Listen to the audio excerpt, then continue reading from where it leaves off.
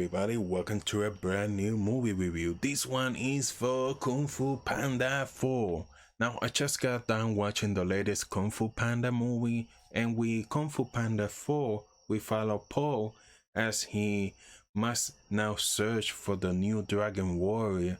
On this adventure, Paul will tap in with a little fox voiced by Aquafina, while at the same time, an evil foe known as the Chameleon is shape-shifting into Paul's past enemies. So that's the synopsis of the movie without giving any spoilers away. Now, there will be no spoilers here. Now, when it comes to this franchise, I know there are a lot of people who are sentimental to it. They have a sentimental attachment towards, and I wish I could be on that same level. I remember watching the first movie and I did like it and the sequels, but I was not really into those Kung Fu Panda movie, but it wasn't oblivious to the high, and people were jumping up and down when they announced they were making this movie Kung Fu Panda 4, Jack Black returning, and I was saying, okay, let's see how this one is now. And I recently find out that this one has the lowest budget of all the Kung Fu Panda movies. Most of them were made with a budget around the $150 million. This one coming in at 85, which is still quite a lot for an animated movie. There was also only one trailer released for the entire marketing of the movie, so that was a little worry. And having worked out and seen the movie now, look, it is for sure the weakest of the four movies, but I'm also willing to say that isn't a bad Kung Fu Panda movie. Let me get into the overall good stuff that I think will bring people to mostly enjoy this Kung Fu Panda entry. For one, Jack Black has not lost his touch as Poe, and the movie is just as hilarious as the past entries and continues to have that great sense of humor, which I really enjoy. And it wasn't even just Poe's character. Now, this movie also has a subplot in here involving Pope's two dads, and the movie jumping back and forth from what they're doing and their hijinks and adventures, and that was honestly the highlight of the film for me. I mentioned earlier this movie does have a lower budget than the other entries, and I thought it might come into play when looking at the animation, but no, it's really good here. As good as a Kung Fu Panda animated movie usually is, but the action scenes are probably some of the best we had in the franchise. There's actually a lot of creative sequences in here. Some of them, are like slapstick fun, both just fighting, and there's some scenes that have some really juice to them. There's one scene where Paul is in black and white in smoke fighting, and you just see like the shadows, and that was a pretty cool scene.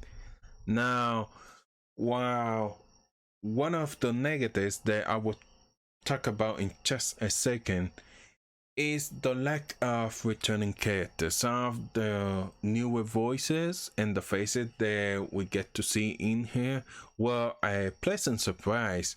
I mean, Ki-Hoi Kwan, who is obviously having a resurgence in Hollywood, and I'm loving him. He plays a sounding Pagolin in here, and he's fantastic. And Viola Davis as the Chameleon had a lot of elements that I enjoy, mostly visually. There's a lot of awesome transformation scenes to out the movie of her going from animal to animal, and even when she transformed into pops or villains and really goes all in, there is for sure enough in here. It's really enjoyable, but also just to be have a really good time watching it. I think there are things here for long time Kung Fu Panda fans, and if you were a kid who saw Kung Fu Panda and you cheers, then there might be a little bit of a disappointment in some of the elements in here, because I think kids today and families, this movie is going to do enough just to let them have a good time. But the movie did feel like it was lacking that Kung Fu Panda charm with the returning characters. And another big thing, long-time fans were really excited to see is Tai Lung. And yeah, him returning was awesome. His role in the film isn't as large as you want, but he does get an awesome action scene, and you are definitely reminded why this was the most coolest villain in the Kung Fu Panda lineup.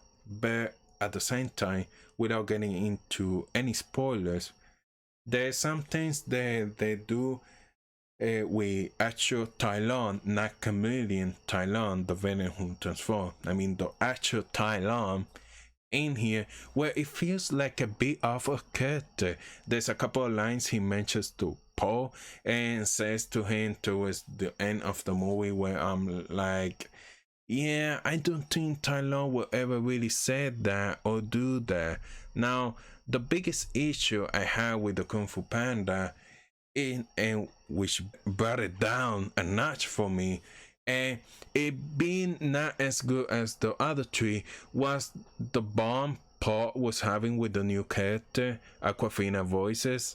And I'm willing to say her character saying is enjoyable. There's definitely an interesting contrast between Paul and her, and what she's whether she'll be worthy and a candidate for the Dragon Warrior. A lot of those parallels include the way Paul was seen the first time, and he was supposed to be the Dragon Warrior, and one believes in him, and everyone was like, really, this is the candidate? And I guess that's what you're supposed to play into with this movie, is look at Aquafina's character and go, come on, how? She's so disrespectful. How could she be the Dragon Warrior? I mean, that's how Paul was seen in the first movie, disrespectful and a terrible candidate for the Dragon Warrior. But the part that the movie falls flat for me is the building the bond in the relationship throughout the movie. The movie hinges on them getting closer to each other, starting to trust each other, and it just never hit that emotional note for me. They do give Sam a backstory similar to Darth's backstory or Poe's backstory, kind of a tragic thing here, and it's like, oh, we shall feel bad, and it just felt really rushed and cliche, and it just didn't hit the right notes for me. And since the movie hinges on this almost like passing off the torch, Paul is giving up the Dragon Warrior position to someone else, and you're just not completely vibing with that relationship, with that bond, and it doesn't hit the way it's supposed to hit you. So I think, like I said, this is the weakest of all the Kung Fu Pandas movie. I think that it's a fun time for the kids and families. Cool action scenes, but in terms of character development and story, it doesn't hit the right notes for me. I think it could have been a lot more interesting. But that's my review for Kung Fu Panda 4. If you enjoyed this video, hit the like button, consider subscribing to the channel. Thank you for watching. Bye bye.